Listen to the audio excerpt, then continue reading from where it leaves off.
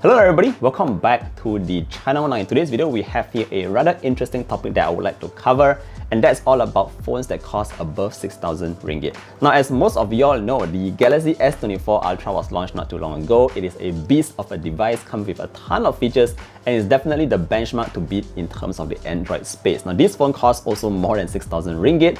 However, I had a couple of friends who came up to me and asked me like, what other options would I really suggest? Now, first up, if you are a hardcore gamer, we do have the brand new ROG Phone 8 Pro Edition. And this device here is maxed out, is really a gamer's paradise. However, for the most of you who are not a hardcore gamer, now here's my actual suggestion, and that's the Honor Magic V2. Now we're not going to do a side-by-side comparison with the S24 Ultra today, but we're going to use this as somewhat of a benchmark to beat for the Honor Magic V2 to see how good it really is. Now let's start off first and foremost with the design, the form factor and all that. Now we have already established the fact that this is actually one of the slimmest foldables in the market today. In fact, if you put it side by side with the ROG Phone 8, you might notice that they're about the same thickness level. Now here's what's even crazier, and that's the fact that the S24 Ultra and the Magic V2 weighs almost the same. So I have a weighing scale right here, and you see that the difference is only 1 single gram, guys. For a foldable like this with two displays to weigh almost the same as these candy bar phones, well, I think Honor is doing a great job here. Now moving on to my second point here, let's talk a bit about the displays.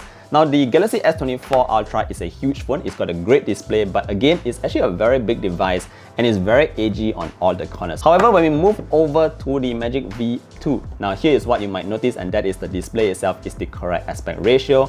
Again, if you take a look at the ROG Phone 8 Pro Edition, it's a very long device, so it's a bit top heavy. However, the Magic V2 here is actually just like any other normal device, and it's actually very nice to hold, perfectly fits in my hand. Now here's the best part, if you actually flip the device open, this is where you'll be able to access the even larger display. Now let's talk a bit about this larger display on the inside. Now what I really like about the displays on the inside is because they have the correct aspect ratio.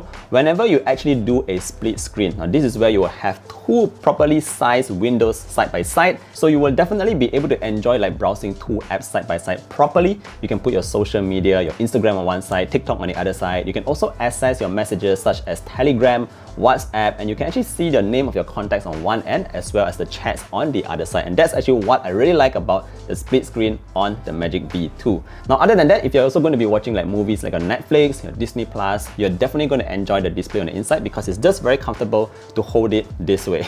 Alright, so that's in terms of the displays. Now in terms of the processor, well, this is rocking the Snapdragon 8 Gen 2. However, if you're not going to be like running like games on like maximum graphic performance, the 8 Gen 2 is still a very strong and capable processor up till today.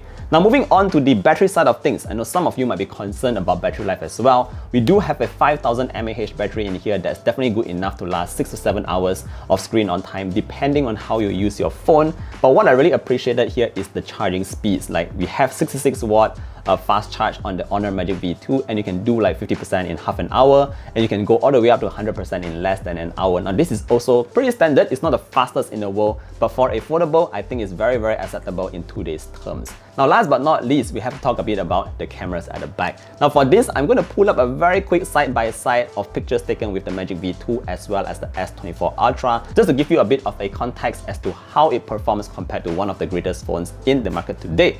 Now you might notice that although the S24 Ultra is known for its great set of cameras, but the Honor Magic V2 is also doing fantastically well at keeping up in terms of daytime shots.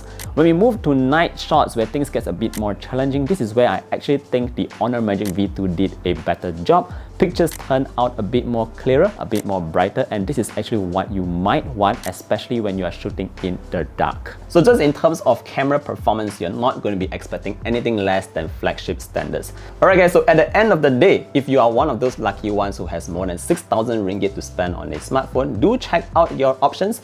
I would say definitely give the Honor Magic V2 a very strong consideration, considering the fact that you do have two displays for the price of one.